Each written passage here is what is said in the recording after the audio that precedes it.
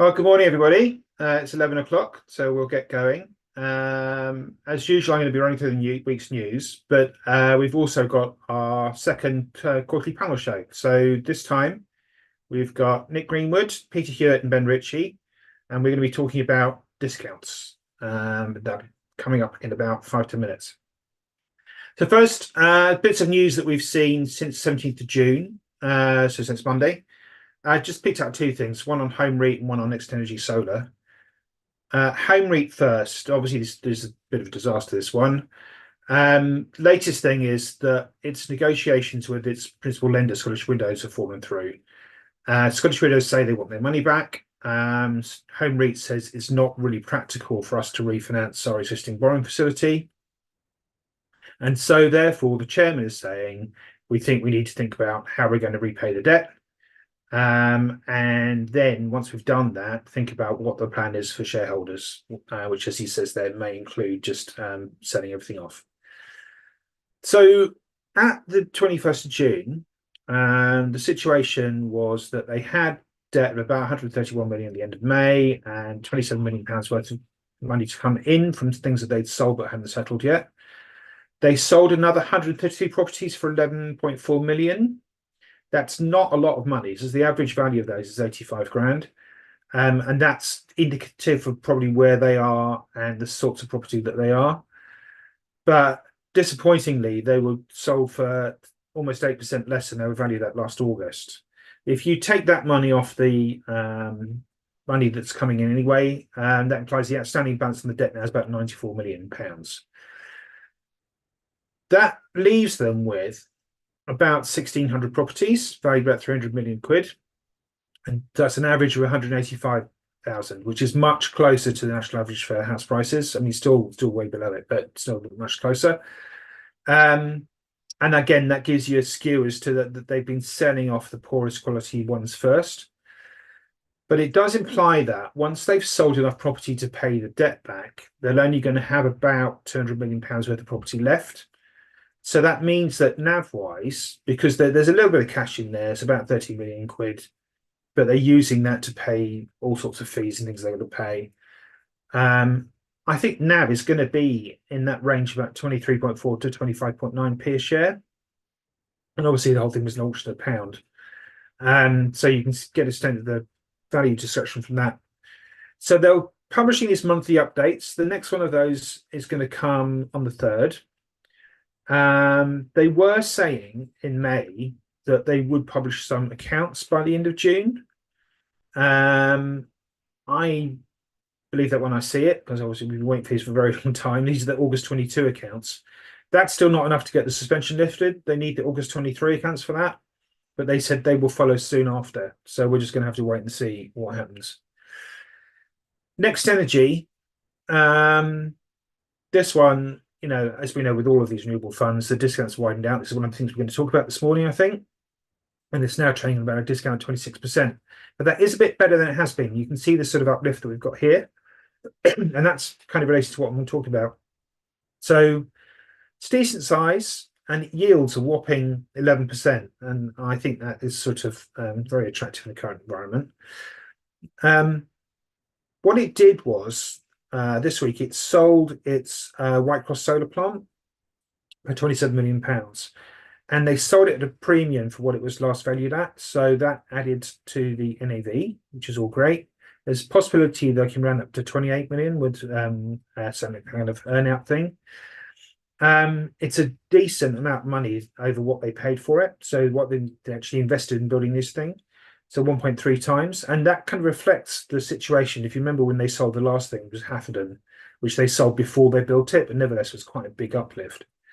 So it just shows you if they're given the chance to do these projects, they can make money out of them for shareholders.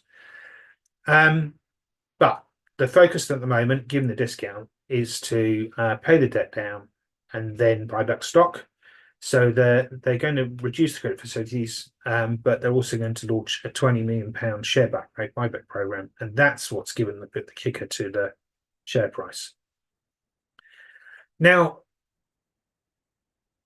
paying down the debt. This is not a situation where they need to do that, the gearing looks higher than it really is because they've got a lot of preference shares. So these rank below the bank debt in terms of the capital structure. So, and the fact that they're in the capital structure means that they can borrow more cheaply than they could do otherwise. So if it was all debt, then they'd probably be paying a bit more for it. But these last until 2036, if they like. They've got an opportunity to start redeeming them from 2030, but they're fixed rate of 4.75%. And it's possible, but I think unlikely, it's possible they might convert into equity. We'll have to wait and see. But if you knock them out of the equation, then the financial gearing is only about 29%, which is much more manageable. And as I said, because they've got this fixed the preference stock in the capital structure, they're able to borrow much more cheaply. So they're paying SONIA, which is the equivalent of LIBOR, the new version of LIBOR, plus 1.2, 1.5%, which is actually not too bad at all. So that gives them weighted average cost of debt about 4.5%. So it's nice that they're paying the debt down, but it doesn't feel to me like they really have to do this. There is more to sell under the capital recycling program, and I think part of the frustration with the discount before was that they announced this and then nothing happened for a while. It does seem to me, from talking to them and a bit at the results meeting this week, that they are thinking that more disposals are in the pipeline and they're going to come relatively soon. What price they fetch, don't know. But if you just extrapolate from White Cross, then that'll be about £150 million. That's obviously a decent chunk of money. And they are in active negotiations with these things, and it is a competitive process. So it should be a decent price. Yeah, and then the £20 million buyback is great. If that shifts the dial enough, then they can stop it. If they doesn't, then they can keep going. And they probably, will think about whether they're going to buy back stock or whether they want to invest in new projects. Having said that, I would quite like them to be investing in new projects, given the amount of money that they can make on a NAV. They did announce results this week as well. There wasn't very much exciting and new in there. As NAV fell, but we knew all that already. Power price forecasts have come down. We knew that because there's not so much pressure on gas prices anymore. And also the discount rate that they use to value the future cash flows, the portfolio to calculate the NAV, that's gone up a bit as well. That relates to interest rates. And obviously, hopefully, they're going to come down again. It's now 10 years old, and it's done a decent job. So 103 assets now, a gigawatt of solar mostly in the UK. There's only 16 gigawatts of solar in the whole of the UK, so they're a really significant player in this. Dividends been upped again. That's going to be covered by cash flow. They're pretty confident with that. But because of where we are, there is a discontinuation at the AGM. I think it would be crazy to vote against them at this kind of level. And that goes for all the other ones that are facing discontinuation votes too. So that's enough from me. So if I stop sharing, we should be able to see our guests. If they can switch their cameras on, please. Very good. Nice to see you all. Thank you very much. I just thought, actually, I'm going to switch the share back on again, just very briefly. Because I thought I just want to show this chart. This is a chart going back to October 17. And it is the purple line is the average discount, the median discount, sorry, on the all funds. The quoted data kind of purpley, pinky red thing is equity funds, and the blue one is what's been going on with discounts on alternative income funds. I think it just illustrates the story with what we're dealing with here. We had the big sort of sell-off around COVID time, and obviously that bounced back again quite slowly. But then we had a slow deterioration as interest rates started to be talked about, and then a much more savage sell-off. And then, although we had this recovery when we thought interest rates had peaked in October, that's come back again since. Anyway, so that just to set the scene. There we go. So, good morning, all. Thank you very much for doing this. I think we'd start with just talking about what we think the causes of the discount widening have been. And maybe, can I talk to Ben first? So if you think about the sort of general big picture, Are there any factors that you can pull out that you think are responsible for this? Well, I think the main thing has really been the rise in interest rates. I think that's probably been the biggest issue that we've faced. And I think, particularly when I'm thinking about the equity income space, a competitive yield from cash of 5% or so has really drawn investor attention, and has become quite a viable competitor, I guess, to your classic equity income fund. And one of the I guess positive angles would have been around the fact that we can offer a significant yield premium to cash, and that no longer exists. Now, of course, that ignores the arguments about it being a real return, that there are capital returns, that there are much better total returns that all come through. But I think in that there's clearly a piece of the market which is looking for income, particularly in sort of retirement drawdown. And I think that the aspect of looking to put that in cash has really been probably the single biggest impact. And the average discounts move out, 5-6 percentage points, and for Dunedin, the trust that I co-manage, that's moved out by nearly 10 percentage points. There are probably some specific other aspects to that which we can touch on, but I think it's in that big increase in cash rates that's really been the change for me. Yeah, I think I agree with you. That's sort of the prime cause that I wrote down too. But there are other things going on as well. And maybe Nick, do you want to sort of talk to what you think the impact of cost disclosures might be? Well, it's the biggest pushback when we're out marketing MIGO, is that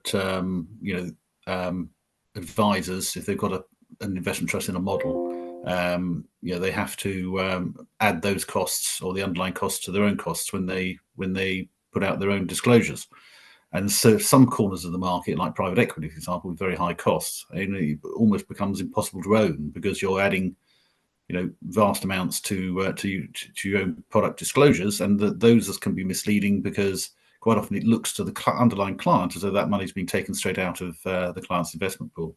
So I think that's a big pushback. But I think generally, probably the biggest, that's a major issue, but is the so lost my train of thought there. But it's just the massive oversupply. I mean, a lot of these funds were launched to sort the fact that deposit rates were effectively zero, and there is no demand for those products. So they're very, very cheap, but who's going to own them? There's just so much issuance there. So we need to see the oversupply sorted out to bring share prices back into equilibrium, because an investment trust share price is the balance of supply and demand. And there's an enormous supply out there, and there is some demand, and a lot of these things look quite attractive. But it's going to take a while for buybacks, wind downs, mergers, etc., to get that market back into equilibrium. Peter, do you think, because it's been talked about quite a lot, do you think the consolidation amongst the wealth managers has actually been a big impact on the demand? I think it probably has been, James, and it's going to continue. I think for the really big ones, I just don't sense there's been much in the way of demand at all for investment companies in the last, certainly the last year. And I think when you're talking about discounts more generally, Nick's spot on, oversupply in certain areas, but lack of demand also. And that's caused by a whole variety of things, from interest rates, cost disclosures, but just adverse sentiment towards particularly UK equities, because although you might say, well, it's an emerging market trust or it's a alternative or something, UK equities and how the FTSE's doing definitely colours sentiment for your retail investor on some of the big platforms. And I just think they've not been there. And if you look at flows, certainly in open-ended, but also I think it's there in closed-ended, it's still very negative for UK equities. And I actually notice it, James, I tell you, because the managed portfolio trust has two portfolios, a growth and an income. And it's quite interesting because I've been steadily buying in shares in the growth portfolio, which has performed better in the last year. and I've been issuing shares on the income portfolio. And in fact, I've done it in the same day, buying in one and issuing the other. And I think that says a lot about people just don't have the confidence. And having said that, and I'd be quite interested in what the others think, I think we are in the process of the narrative has kind of bottomed, stabilized, and it may be that it just takes time to flow through to the wider marketplace and the retail marketplace, which translates into buying. Because I think if you think about, back at Christmas time, it was about companies leaving the London Stock Exchange. And as we moved into the first quarter, it then moved into look at the number of mergers, acquisitions, or particularly takeovers. Another one today, Britvic. I mean, and really quite a lot now at all levels, big, medium, and small. And I think the narrative as we've moved into the spring now has come on to the UK market is really cheap, Mr. Private Investor. And, it's something to consider. We're not going into a recession. We look like politics is perhaps not going to be quite as much of an uncertainty. And so consider that and look at the potential returns you get. But irritatingly, I think it takes some time for that to translate through to the average sector discount of 15, or even for equity funds, as you showed, James, it's probably 10 or 11. And that's great value. But for that to start tightening, I think you've got to get the retail investor, because they're the marginal buyer now, really on the front foot. And I don't think we're quite there yet. Yeah, I think we can't understress the importance of retail investors now to this market, given what we said about the wealth managers. So when thinking about sort of solutions as the sort of next thing, then I'll come back to you again, Ben. What sort of levers do you think that are the best ones to pull for what your fund and maybe for the other Aberdeen funds? What do you think's working? Yeah, so it's the sort of 64 whatever it is million question, I guess. I think the most important thing, and I guess Dunedin in its own very small way kind of set out to reposition itself about 3 or 4 years ago, and I think it did quite a good job of positioning itself more as a kind of total return income growth orientated trust, and also with a focus on sustainability that positioned it quite differently within the equity income space. And actually we managed to get a pretty good following. Discount came in quite nicely. And I think it's that combination of a very clear proposition, confidence around the income, confidence around capital returns, etc. Like that's kind of what you need at a high level. But I think in the current situation, I think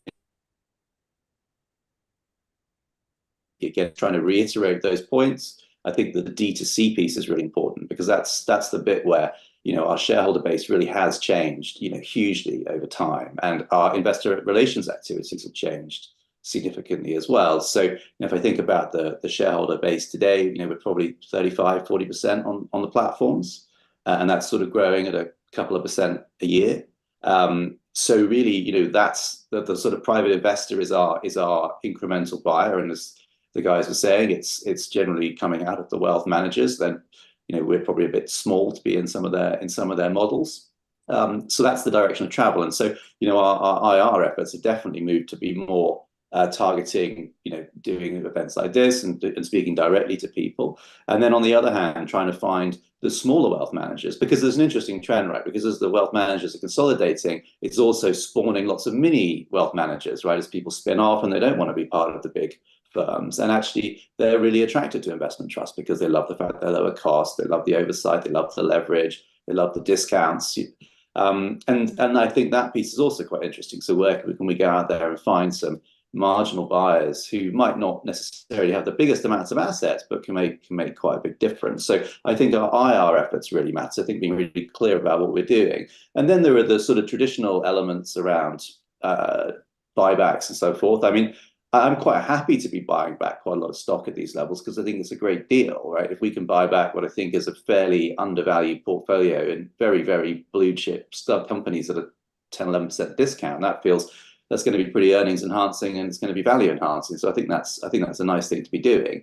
I mean, ideally, we don't particularly want to be shrinking the trust from a liquidity perspective and to some degree from a commercial perspective. But I think that's a good opportunity as well. I think though with some of these things, it's all. I mean, you've probably got loads of data on this stuff as well, just. But the correlations between buybacks and yields, and it's not clear that there's a magic bullet, right, for these things. But I do think in terms of what we're doing right now, I think it makes sense. Yeah, fair enough. Nick, do you think? I mean, we're looking at all the other bits and pieces that are going on. There's lots of M&A going on within the sector. Is that helping? Yeah, it's helping on one front. I think what individual trusts have to do is to look to the audience that they're actually playing to. So for example, with MIGO, it's high net worth individuals, people splintering away from the major players, as Ben was talking about, and retail.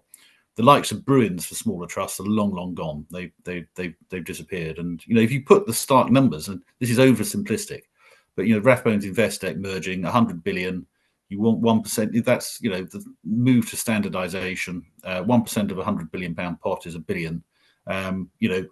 It makes buying Scottish mortgage difficult on that basis. So I think we've got to accept that for many trusts that ship has flown.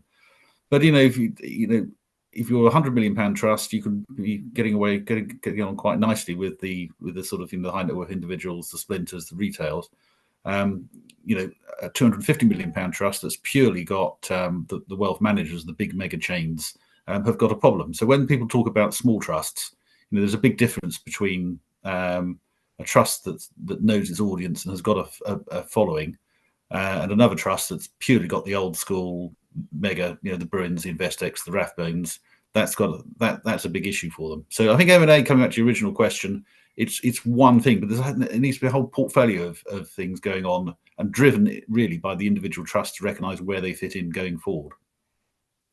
Yeah, I think you're right. And I suppose what we're talking about here is trying to adjust the supply side of the equation. Is there more that we can do? I know Ben's alluded to a bit, but is there more we can do, Peter, to create more demand? Well, I think marketing and communications is huge for every trust, from Scottish Mortgage downwards. And some have embraced it and are quite successful, and others are still a bit behind where we're at. I may be thinking of sort of more legacy shareholders like Bruins and Rathbones and that, who are not out the sector. They're just not going to be the marginal buyer going forward. So you have to keep them appraised of what's happening. But if you're looking for new buyers, I think it is the retail, and it's not easy to communicate with and get demand there. And also, as Nick was saying, kind of the spin-offs from some of these big, organisations who've come about through mergers and what have you, and people break away in Bath and Harrogate and Edinburgh and whatever, and they're running 500 million or $1 billion. Those are the people where investment companies, really that's a fertile area. So that is huge. If you can really, focus on that, obviously deliver decent performance in whatever sector and that they're doing. But I do think share buybacks have been important, James, and in certain sectors too. And I think, for example, private equity, not something you'd have thought about from private equity 2 years ago. And now it's, most of them, some more than others, have really embraced that. It's perhaps harder for other alternatives, but it's certainly something they need to consider. And actually now, if you look at trusts that do buybacks, it's really across the board. And it's not so much to close discounts, it's more just to try and address this supply-demand imbalance, which we see. So I think that's, certainly. So buybacks, yes, definitely. And I think always better marketing and communication, and more of it. And I think, along with the general macro of hopefully let's see the UK market perform a bit, and maybe we might begin to get on the front foot here. Cool. Okay, let's get to some questions then. So I do want to run through some questions here. I want to talk to you about your portfolios as well and how that's reflected. So there's the first question that's on here is an easy one. So the charts that I put up did not include 3i to answer the question that's there. 3i is always at pains to say it's not an investment company, although most people do include it in there. We don't, so it does not include that. And then there's a question here: so what's the split between wealth investors and self-investors? I think the last stats I saw, it's about 2/3, 1/3, but I think it depends which part of the market you're in. Actually, Ben, do you know what it is for your fund? Yeah, I think it's about just under 40%. I think 40% is wealth managers, and yeah. But within those wealth managers are some of the ones that we're talking about that we like, the sort of ones that won't sell. Is that true? Yes, yeah. So we don't have massive stakes from the big wealth managers. I think that they affect the other things they have are sort of constraints around things like capital gains tax. So they might not necessarily change people who are invested in certain funds, but they're not adding incrementally to that. And as I guess life events happen, then eventually those holdings get sold down. But that's just been a feature of the last 10 or 15 years probably. Yeah, exactly. And Nick, what about your fund? Who are the shareholders of that? Well, again, platforms are probably sort of 40-45%, steadily creeping up, like probably pretty well every other trust. We've probably still got about 10% in the old big cap wealth managers. Often they might have bought at launch. Some of those stakes have been bought 20 years ago. And quite a few high net worth individuals in there where we know who the individual is. A lot of people that own MIGO have worked in the industry. So it tends to be quite knowledgeable about the trust sector. And there are occasions where we're updating shareholders and you want to wonder whether to ask for their autograph rather than just give them a presentation, but which can be a bit scary. But so there's a bit of a mix. I mean, I think the main buyers we have at the moment are people splintering away from the wealth managers, people who would have been working in a large office in a city centre, now probably working out of a barn conversion and taking their dogs to work and running less money, but a much better quality of life.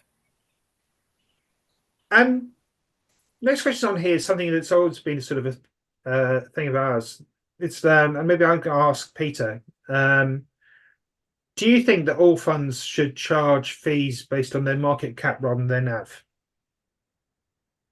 I think yes, actually. I think that would be quite a good idea.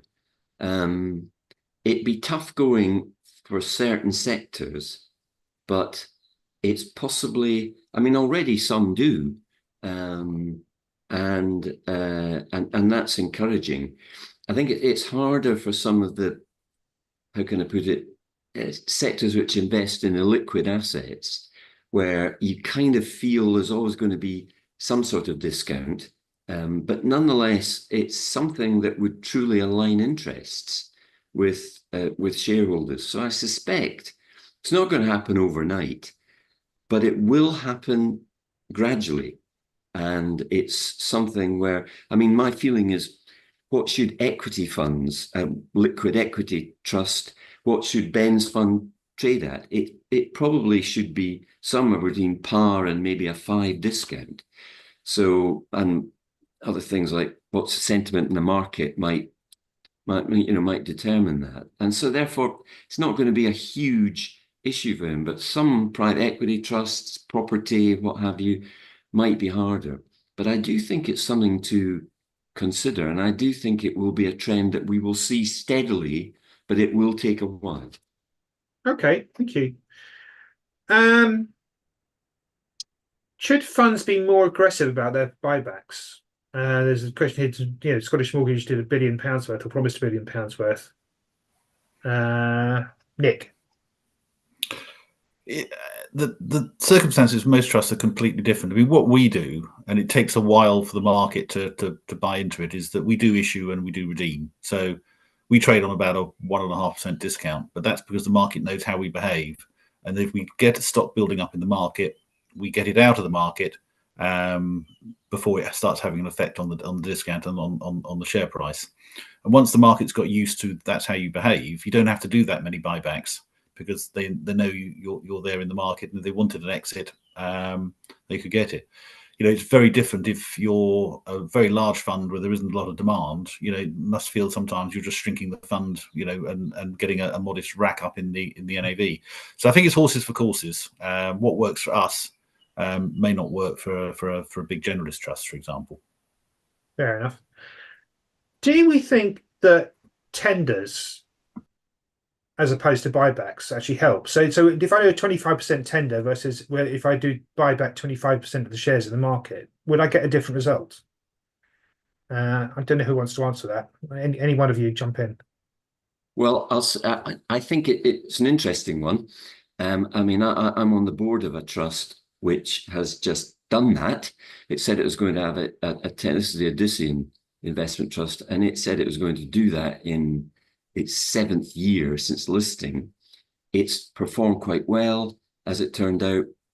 There was no, there's a very tiny amount tendered, and that was more than taken up by natural demand. But there are other trusts, and I think I view things like annual redemption. Sounds a good idea, can be a good idea, but I think sometimes it does work against the trust. And so I had a session with Gervais Williams, who runs Diverse Income, and there's a case in point. The UK has been out of favour. He's in mid and small caps, doubly out of favour. And every year they have an annual redemption. Does it make any difference to discount? I don't really think it does. And all that's happened is the trust has shrunk.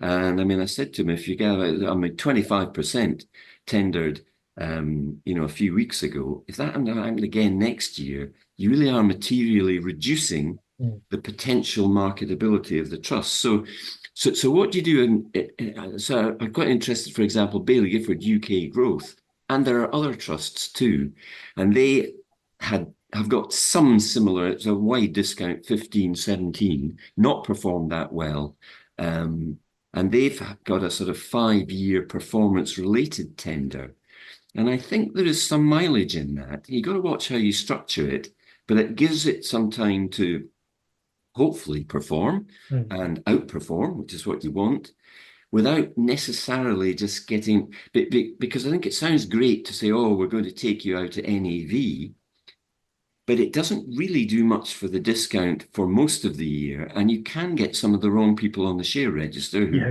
buy in at a 9 and get out at a NAV less cost. So I think it's also, you have to analyze each trust differently in the sector they're in. But that's something to consider. I think as an investor in the sector, sometimes with tenders and how they're structured, you're forced out. If you're sitting there, the trust tends to trade at a 10, and then you got an exit at 2. Even though you might love the trust, you are forced to sell. And I think Diverse Income, which was Peter was talking about, Gervais Williams Fund, it's a case in point. They just have the one mechanism, which will have an effect a month or two before it happens each year. But nothing's being done in between. So we have one of those. It's every 3 years, but the real work is done at the coalface. And if this week we've got more sellers and buyers, and the market is now getting up to the maximum it's happy to take, the share price is going to start falling, so you step in and do the buyback then. And it's that heavy lifting in the short term that has the much bigger effect than the one chance to get out every 3 years. But of course, if you have that, we don't get the big exit every 3 years. Well, we haven't on the 2 occasions it's happened. We've had sort of less than 1% come out, and even then it's people ticking the wrong box, because they know they can sell in the market. They know there's an exit there, and therefore if they want out, they're already out before we get to the 3-year tender. So you need a portfolio of mechanisms really, and the law of unintended consequences. We see it so many times that it's in a boardroom. It makes a lot of sense. But in the sharp end, you've turned a lot of your fans into full sellers, which is not what you originally wanted to do. Yeah, I do wonder that. But I was talking about discontinuation votes earlier on. The wording of a resolution that way, you always get people to tick the wrong box. It's just daft anyway. Yeah. Ben, do you think the previous comment that your fund should trade between sort of par and 5% is about right? Is that what you agree with? I mean, I think that kind of makes logical sense, right? You know, you could probably sell the whole portfolio tomorrow, apart from maybe one holding in like 10 minutes. So, you know, your ability to liquidate it and turn it into cash is there. So I think that does make sense. And I think, you know, traditionally those trusts have traded in that sort of range.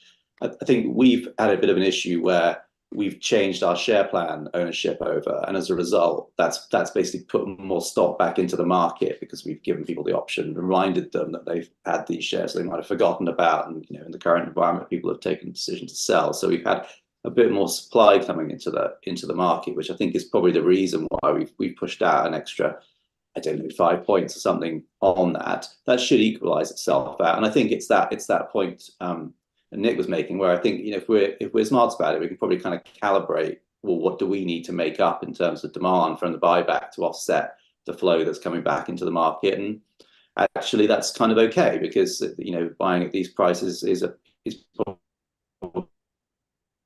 and there's a piece for me where, on the one hand, yes, it would be quite nice to trade at a premium and it'd be quite nice to issue stock and grow. But equally, as an investor, I quite like buying shares back at a discount. That kind of appeals to my kind of investing piece. So there's a sort of, you know, an element to both of those things. And I think the flexibility around the buyback, I do think is preferable to, you know, fixed point tenders. I mean, we used to invest in a real estate company, which in lieu of a dividend used to just buy back. I think 2 or 3% of its shares every year, but at a big premium to the share price. And over the years, that generated a huge amount of NAV accretion, because even though it was, you know, shareholders were happy because they got out a premium to the share price if they wanted to, and they were happy because they were buying stock in at a, you know, really big discount to the company. And I think, you know, you can have some things like that that can work quite well sometimes, but the discount we're on is in that kind of order.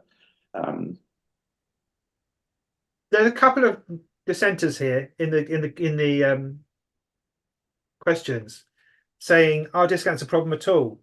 Like, isn't it just a great thing that we should, you know, we shouldn't try and tackle them, keep the fund the same size, and they're just an opportunity for people to buy in cheap?" What do you think about that, Peter? Yep, I mean that's a view. I think that it also means you're probably going to end up selling cheaply if a discount becomes ingrained and it's always 15 or 20 or whatever that may be. And so I think I don't wholly agree with that. I think it would be better in a perfect world if, you know, liquid equity funds traded round about par. That's probably unlikely. In certain times it does happen. The UK equity income sector did that for quite a number of years. But I think just to say only discounts, oh, you know, it's great when you buy in at a 30 discount.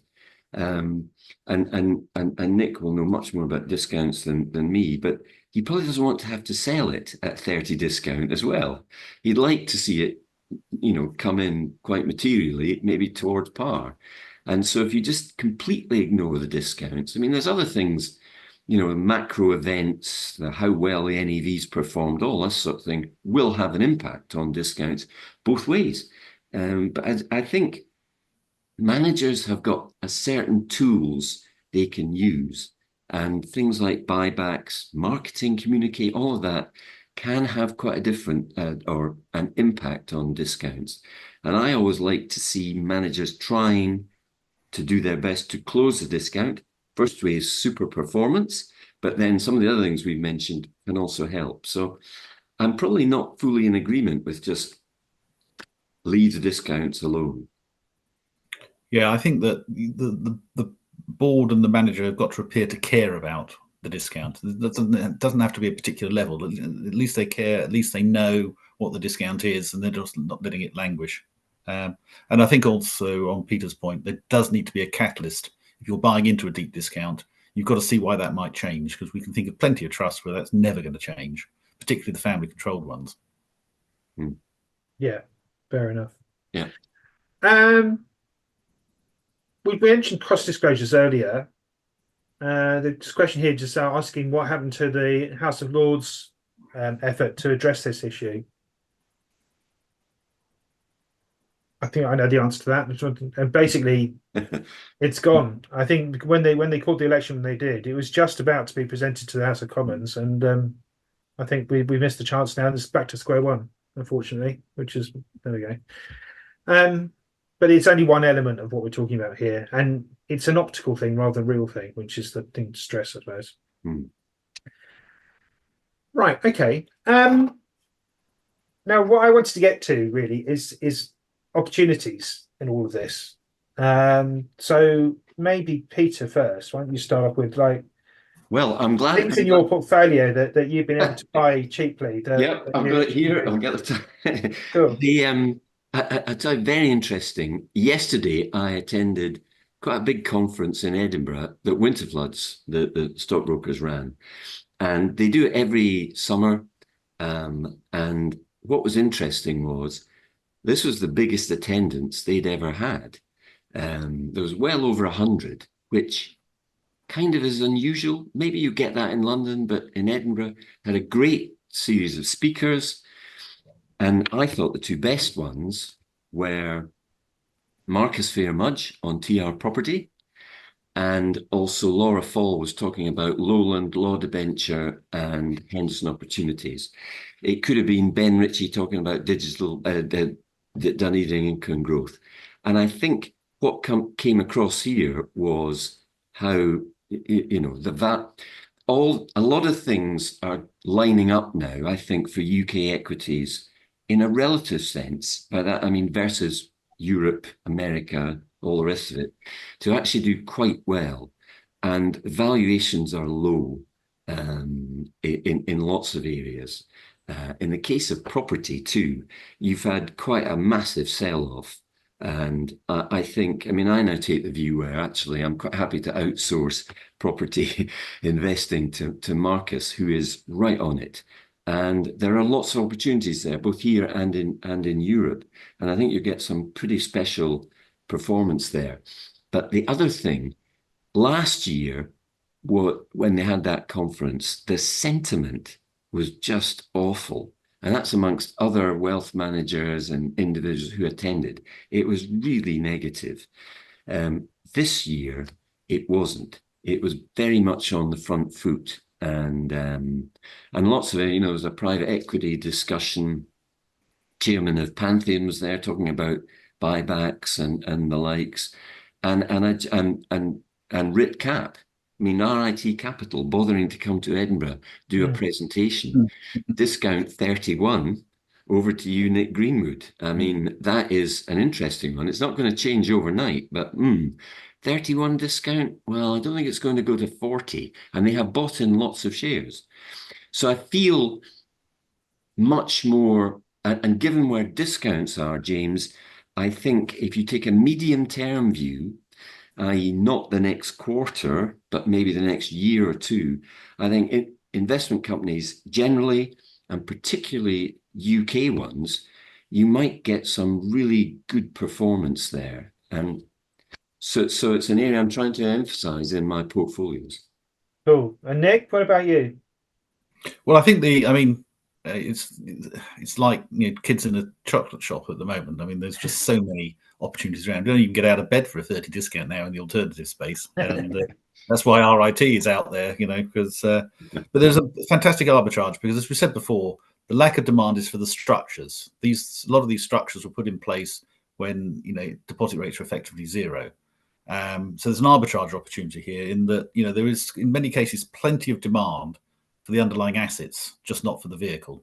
And if the stock market can't value something properly for internal reasons, in the end, the real world comes and takes those assets, which is what we're going to see in small and micro caps as well, which is in this, suffering the same way as investment trusts. So, looking at things that trading out on big discounts, Corgent had some great numbers yesterday. Of course, trades on a very wide discount because it's in the alternative space, and also because people see it as similar to DG9, which had awful problems. But DG9 to me seems that the people involved are financial people, where some of the people at Cordiant, I can imagine them shinning up a telecom tower with a screwdriver. You know, they live and breathe their own industry, and that difference will sort itself out.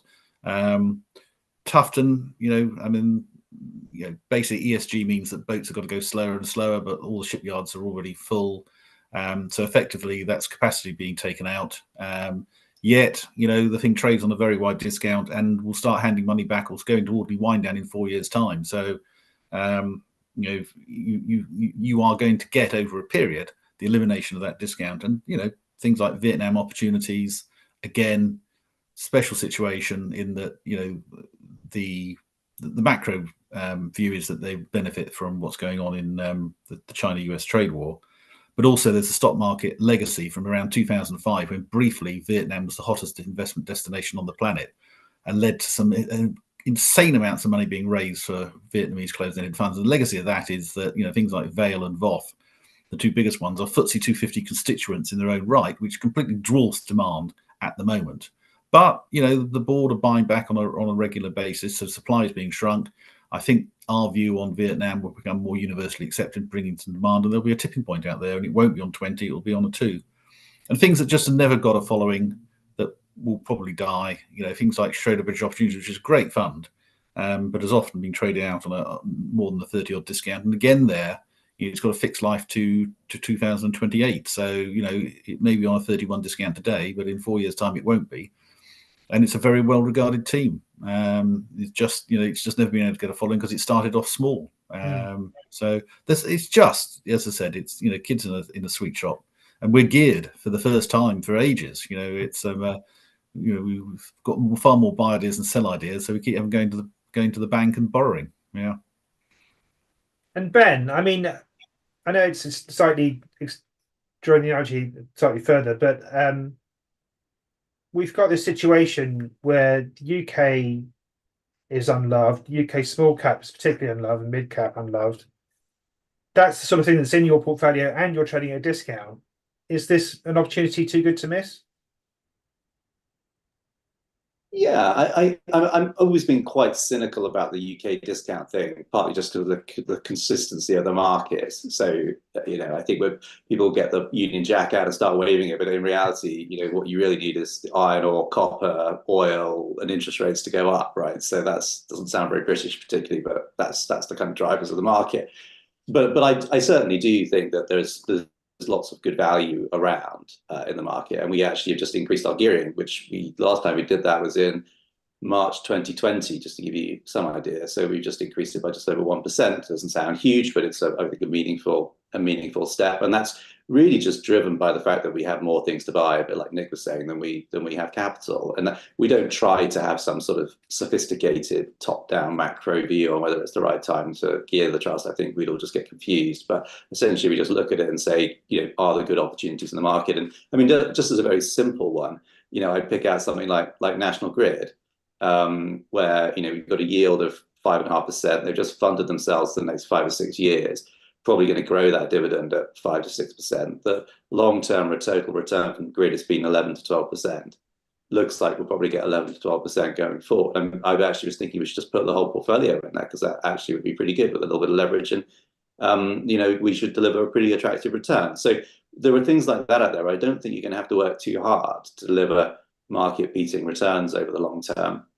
I mean, Peter referenced real estate. I mean, again, that's a sector that's absolutely on its knees, and you can buy into some really good assets. And I think all you really need to believe is that base rates start to fall over the next couple of years, and some of those things will look really good. I mean, Assura would be a good example of that. It owns effectively GP surgeries and primary care facilities. You know, these are government-backed 25-year leases, inflation-linked. I mean, that's fantastic. Not so great when rates go up, but long term it's going to be pretty good. And there's quite a few things like that around there. And you know, there's a lot of things with really high dividend yields where we actually think they're pretty sustainable. So something like M&G or Chesnara in the closed life space, where you've got back book pensions that are going to be there for the next 50 years, chucking off cash that the company is going to distribute out. So I think there's lots of quite attractive opportunities to make not hundreds of percent, but pretty good long-term market beating returns without having to work too hard, which is which is great. And if you can find some more exciting things around the edges, then that's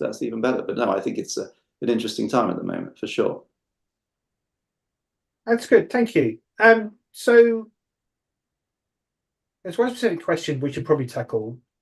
That I think was Nick. So why should a family-controlled investment trust automatically trade at a discount? In the case of many trusts, if the shares trade very, very wide, they may well get attacked. If you're trading at sort of a 40 discount, 60 pence in the pound, and a deal takes place at 80, the sellers are happy because they've gone from 60 to 80, which is a big percentage. The buyers have bought assets on a 20% discount, and the natural selection lives on. If the family owns 60%, you know that market balancing can never happen, and therefore, that means that you're unlikely to get any kind of corporate activity which will release the value, and the market then prices that in. Fair enough. So actually, we have actually bought into some of those situations. The big difference is when you get generational change. Yeah. When the 60 somethings are disappearing, and the 35-year-old next generation come in, may want to do something differently from the previous generation. So there are special situations where we do get involved. Okay. Well, actually, this brings me on to another question, that sort of a bit slightly wider one, which is if you're looking at trusts on big discounts, and there are some that are on enormous discounts, what are the kind of red flags that you should avoid? Nick? I can see that one coming my way. Yeah. I think basically what you're looking at in these big discounts is trying to work out what you think the NAV is, because there are methodologies that make sense in a boardroom when you're putting prospectus together that might make lots of different sense 5-10 years on when the world has changed. What would you actually get for those assets if they were sold? And the answer often is quite different, for better and for worse. But also in the modern generation of the alternatives, you've got a lot of debt there, and we came onto it earlier on. Even if they go into orderly wind down, there's an incentive to keep the NAV as high as it possibly can for as long. So yeah, the red flags all come around the calculation of the NAV to me anyway, and the day job is working out what the NAV really is. And Peter, is there anything else that you look out for when you're? Well, Nick touched on it there, but leverage and debt. I mean, if you think of Digital 9, it probably would be still around today if gearing was much lower, and it really was quite high. Then you think of Hypnosis Songs. Again, the guy who was running it just couldn't stop buying yet another catalogue because, they're unique. There's only one of a kind, paying ever higher prices and using quite a lot of debt. And at the end of the day, and a lot of property problems come from too much debt. So I think just being aware of that is a huge issue on things that could potentially go wrong, where you've got exceedingly wide discounts. And the market often tells you that. I mean, if something's on as wide a discount as it, there may be other reasons. There might be a share structure. So for example, I mean, one that I'd be interested in, because I bought some shares in Pershing Square, which is the Bill Ackman Trust. It's actually, I think, the second or third biggest investment trust. I think it's in the FTSE 100. He's had a super performance record. And gosh, the thing got out to like a 40 or 50. It's still at quite a wide discount. It's performed extremely strongly.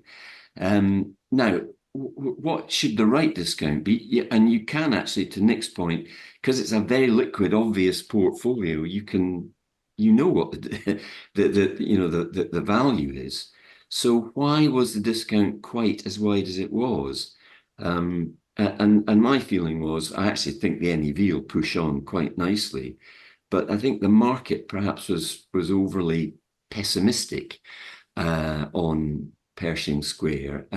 What should the right discount be? I'm not sure, but certainly narrower than where it is. So you have to form your own view in each case. And there, it's not some difficult to value asset.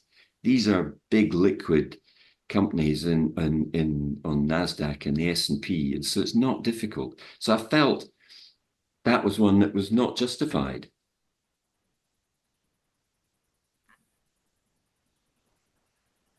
I think James is on mute. There we go. I'm sorry, I put myself on mute. Daft. No, I said fair enough. Actually, I agree with you, Peter. I bought some too, Pershing Square, and it's done all right. That's cool. Yeah, there's actually going the other way. There's a question here about 3i, and I know we just said it's not really an investment company, but it does look like it's trading on a 50% discount, premium rather. Does that put you off? Actually, but let's ask Ben that one because well, I think it all really comes down to how you value Action, which is, I think, that basically the largest asset, by far the largest single asset. So I guess that's probably held at some sort of historic price on the balance sheet. It's not a company I know particularly well, and therefore the relationship of market cap to NAV could be very different, particularly because Action's been growing very, very fast, and I guess as a result, the value has also increased quite significantly over time. So I think it is one of those ones where you probably just have to. That's probably not a metric that's going to help guide you too much in terms of making a judgment on it. fair enough. Generally, though, I always caution people to be wary of big premiums. There's sort of like lots of historic examples. Lindsay Train, for example, where they've just now gone to discount, and you can lose an awful lot of money when you get too excited.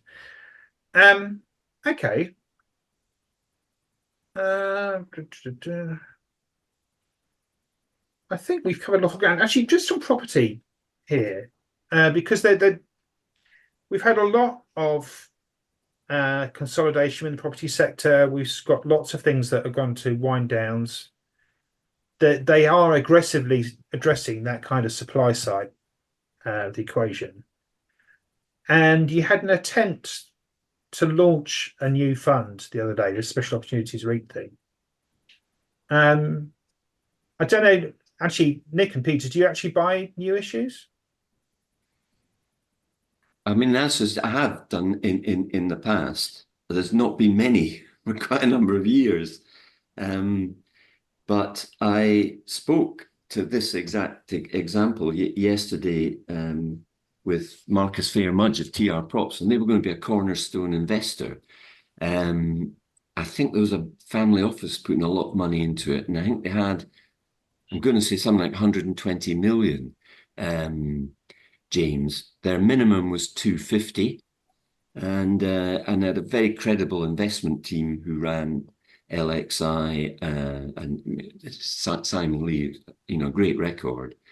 And I thought it's interesting that they didn't get to the 250. And so that tells you what we kicked off actually talking about, the adverse sentiment amongst the key audience for trusts is still there. And also in this case, probably some of the multi-asset funds might have been interested and weren't. And so I think that is just a lesson that although I feel, I think Nick probably is, that we're stabilized. I don't think discounts are going to lurch out much wider, and I feel more optimistic about asset values for a while, but it takes a time. And I would be interested if Special Ops was going to launch, say, by the autumn, would it have made it over the line? We'll not know. But it was certainly a perfectly reasonable idea. And of course, the thing about property, and again, Marcus was emphasizing this to me yesterday, is that now's the time you really want to be raising money and investing, because asset values have come down. There's not been overbuilding, oversupply, and rental growth in now quite a number of areas is becoming evident. But now you can't raise the money because everything's at a big discount. And when you can raise the money is the exact wrong time of the cycle. Things have had 4 or 5 years and everything's at a premium, and you pay expensive amounts for assets. So it was the right time investment-wise, but we're not there yet in terms of demand. And I don't know how far out we are from that, but that's it, unfortunately. So Special Opportunities back on the shelf. Yeah, but I think it speaks to the whole thing we've been talking about here is that you've got this kid in the candy shop situation that Nick was talking about. We just need to get people to take advantage of it. So hopefully we've convinced some people this morning that that's the case. So thank you very much, everybody. That was really useful. I think we've reached the end of our allotted time.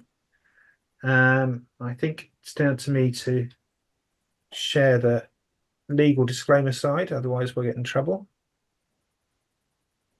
So thank you very much indeed for tuning in, and thank you for all of my guests. We will be back next week, and we're talking to Nick Train, who's another interesting one, I think, that just had a bit of a roller coaster, but maybe is turning a corner. We'll have to wait and see with Hargreaves Lansdowne bid. So thank you very much, everybody, and have a good weekend, and we'll see you next Friday.